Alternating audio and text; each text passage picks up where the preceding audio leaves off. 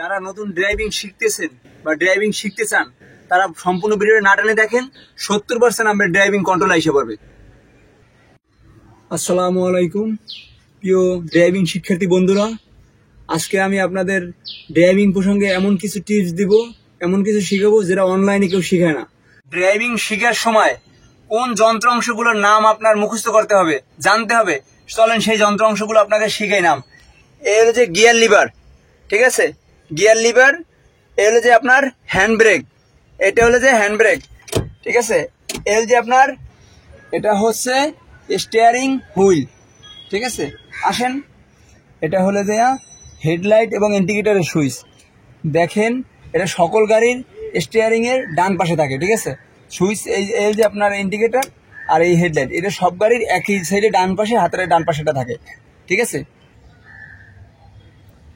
সমস্ত গাড়ির এই সুইচটা স্টিয়ারিং এর ডান পাশে থাকবে এবং এভাবে হেডলাইট, এই পার্কিং, এই হেডলাইট, এই আবার এই যে ডানে বাম ইন্ডিকেটর, এই ডান ইন্ডিকেটর, ঠিক আছে। বামের আবার বাম সাইডে থাকে যে বাম সাইডের, এটা হলো যে ওয়াইফাইয়ের সুইচ, ঠিক আছে। এটা গড় লাগানো যাবে না, এই যে বাম সাইডেরটা ওয়াইফাইয়ের সুইচ, ঠিক আছে।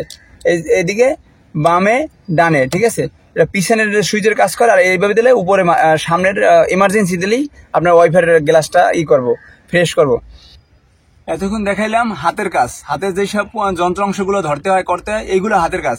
আর এখন দেখাও পায়ের কাজ, ঠিক আছে। ড্রাইভিং শেখার জন্য 3টে প্রসঙ্গ মানে আমরা ক্লাস করি: হাতের কাজ, পায়ের কাজ, চোখের কাজ। চোখের মাপ, মানে চোখের মাপটা যখন কন্ট্রোল আসবে তখন আপনার 70-80% ড্রাইভিং কন্ট্রোল আসতে পারবে। আসেন এখন আর পায়ের কাজটা আপনাকে দেখাই।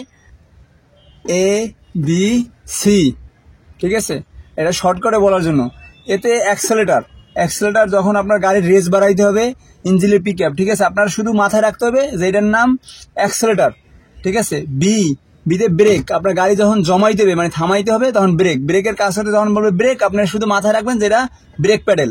ব্রেক করার সাথে সাথে আপনি ব্রেক করবেন, ঠিক আছে, তাহলে আপনার শেখার জন্য সহজ হবে।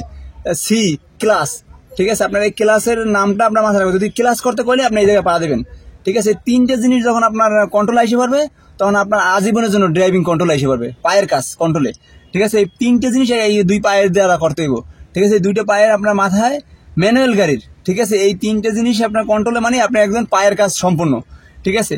অ্যাক্সেলেটার, ব্রেক, ক্লাস, ঠিক আছে। এই 3টে জিনিস আপনার মনে রাখতে হবে। যখন ইনস্ট্রাক্টর শিখাইবে ক্লাস, সাথে সাথে আপনি ক্লাস করবেন, বলবে ব্রেক করবেন, বলবে অ্যাক্সেলেটার দেবেন, ঠিক আছে।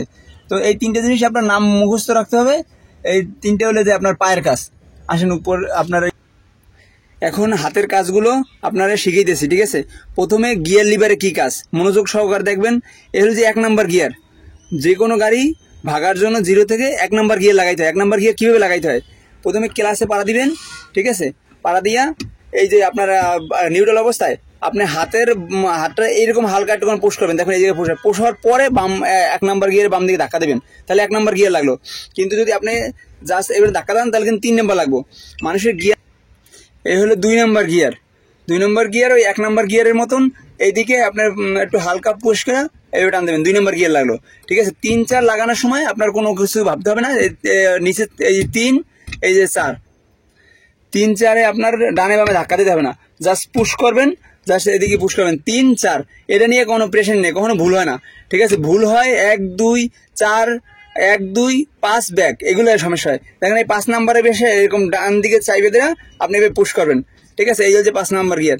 কিন্তু এই আর অনেকেই জানেন, আর মানে রিভার্স, মানে ব্যাগে, ঠিক আছে, পিছনের গিয়ার, ঠিক আছে।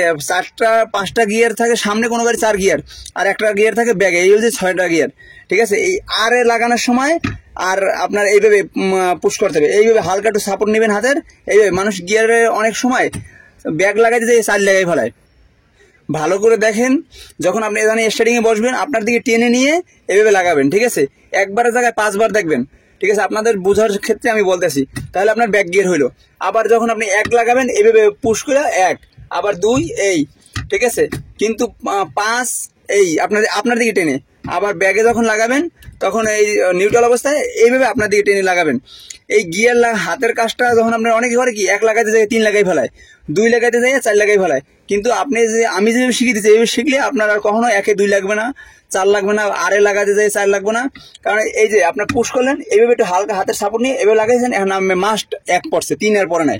ঠিক আছে, এই যে গিয়ার লিভারের মানে আপনার একটা জাদু বা একটু গোপন বিষয় যেটা জানে না সবাই, এটা বোঝার জন্য আপনি এটা মুখস্থ করলে আপনার গিয়ার লিভার কন্ট্রোলে আপনি এদিকে তাকাইতে পারবেন না। আপনার গাড়ি চালানোর বিষয় আপনি থাকবে সামনে, আপনি তো এই জায়গায় দেখতে পারবেন না, কিন্তু আপনার মাথায় এরকম নিবেন যে আমি গিয়ার লিভার লাগাই দিচ্ছি, ওকে তাকানো যাবে না। জাস্ট আমি অন্যদিকে তাকাইয়া এবার পুশ করলাম, এই কিন্তু 1 গিয়ার পড়ে গেছে, কিন্তু আমি গিয়ার লিভার দিকে তাকাই নেই, গিয়ার লিভার তাকানো যাবে না। গিয়ার লিভার এরকম রানিং এর ভিতরে এই 1 এই 2, ঠিক আছে, আমি অন্যদিকে তাকাইতেছি। এতক্ষণ দেখালাম কিভাবে গিয়ার চেঞ্জ করতে হয়, কিভাবে গিয়ার শিফটিং করতে হয়, কোন গিয়ার কিভাবে ফালাইতে হয়, ঠিক আছে। আর এখন আপনাদেরকে দেখাবো রাস্তায় কিভাবে প্র্যাকটিক্যাল গাড়ি চালাইতে হয়। এর আগে আপনাদেরকে বলি, আমি যে যন্ত্র অংশগুলোর নাম বললাম, steering wheel, gear lever, clutch, brake, accelerator, ঠিক আছে, এইগুলোর নাম, এই যন্ত্র অংশগুলোর নাম আপনার মুখস্থ করতে হবে। এর আগে আপনি এই কাজ রাস্তায় নামানোর যোগ্য না, ঠিক আছে। এর আগে সবকিছু আপনার এই জন্য মুখস্থ করতে হবে যে যখন আপনাকে ইনস্ট্রাক্টর বসে বলবে যে আপনি ক্লাস করেন, ক্লাসে জানি বুঝছেন, ক্লাসের জায়গায় জানি ব্রেক না হয় বা অ্যাক্সেলেটার না হয়, তাহলে আপনি বিপদ হয়ে যাবে।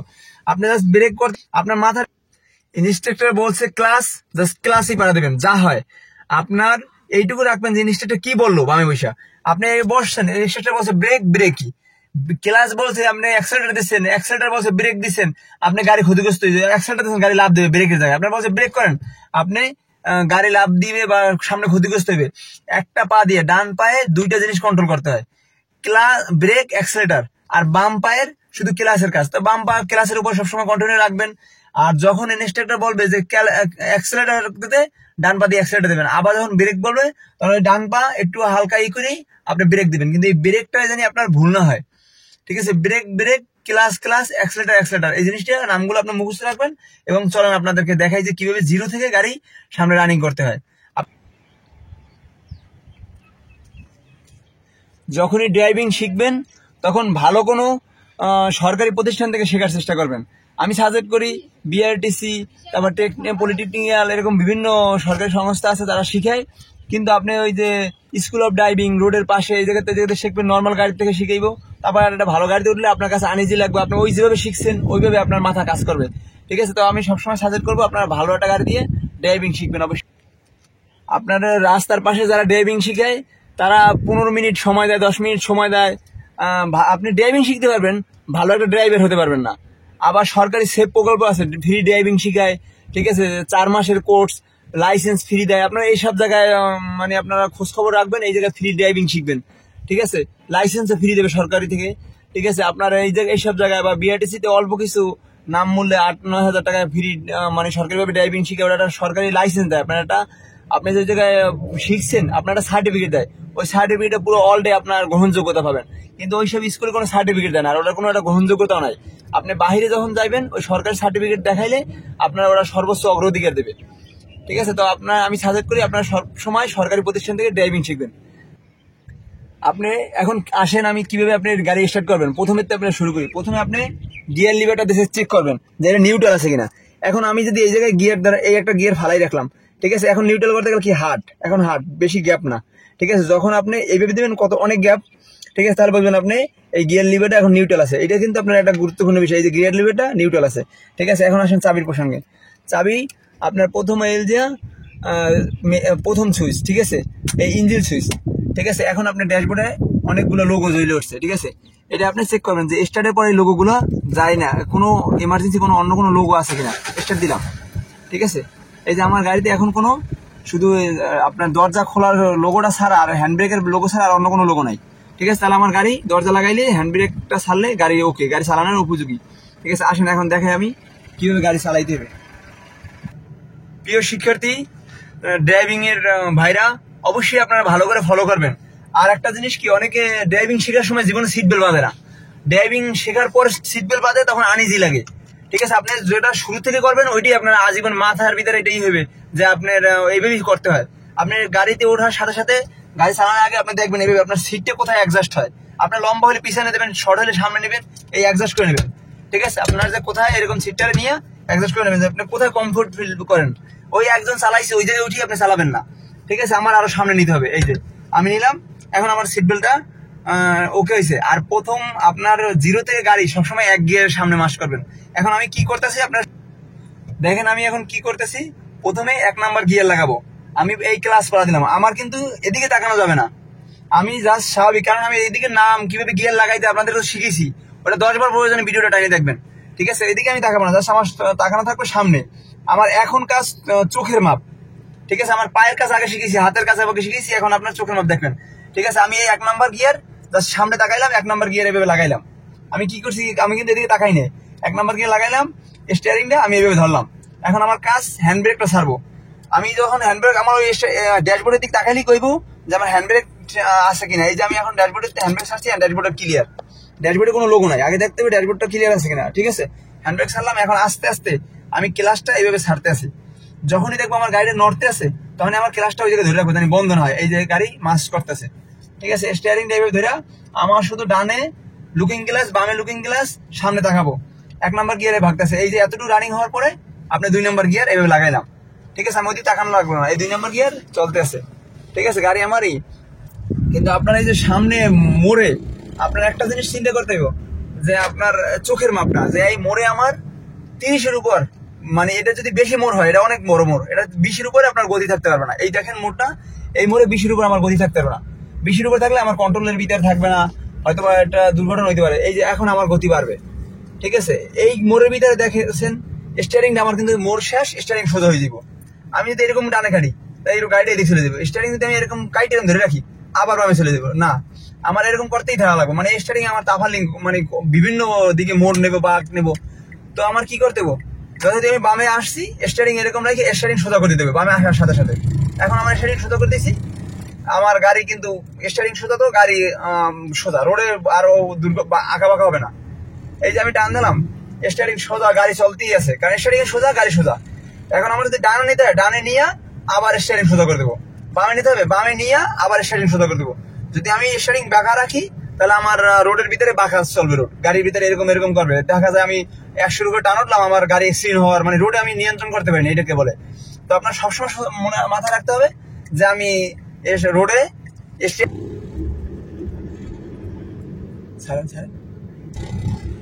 এখানে সর্বোচ্চ স্পিড থাকবে 20, কারণ স্পিডের জন্য দেওয়া হয়েছে, স্পিড নিয়ন্ত্রণ করার জন্য। আপনি 20-এ, এই যেটা ঝিকঝ্যাক, আপনি 20 গতিতে এই জায়গাতে ওভারটেক করবেন, ঠিক আছে? 20-এর উপরে যেতে পারবেন না।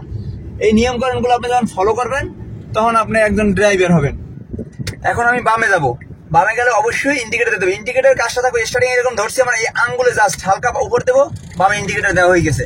আমি বামে যখন মোড় নেবো, মোড় শেষ, আমি স্টার্টিং সোজা করবো, সাথে সাথে এটা আঙ্গুলের এরকম ছোঁয়া দেবো, স্টার্টিং ইন্ডিকেটর সোজা, আমার ইন্ডিকেটর নাই, আবার ডানে যাবো, হালকা আপনি ইন্ডিকেটর দেওয়ার সময় দিবেন বামে, বামে দিলাম, কিন্তু ইন্ডিকেটর যখন আপনি স্টার্টিং সোজা করবেন, যাতে আপডেট গাড়িগুলো আছে এমনি সোজা ঠিক হয়ে যাবে। আবার আপনি ডানে যাওয়ার জন্য ডানে ইন্ডিকেটর দেবেন, ঠিক আছে? আপনার ইন্ডিকেটরের যখন আপনার ডানে ঢুকছেন, বামে নিবেন, এমনি ইন্ডিকেটর অফ হয়ে যাব।